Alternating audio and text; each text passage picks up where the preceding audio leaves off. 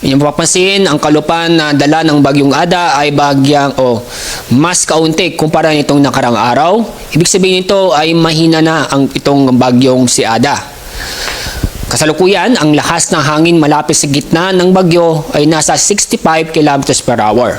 Inaasahan ang pagkilos ng bagyo ay palayo sa kalupaan sa bilis na 15 km per hour.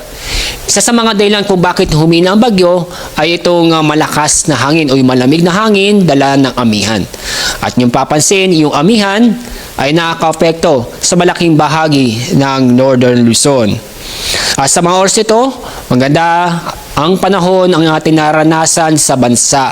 Lalo na po yung mga kababayan po natin na nakaranas ng masungit na panahon nitong nakarang araw sa Bicol Region at sa ilang bahagi sa Eastern Visayas.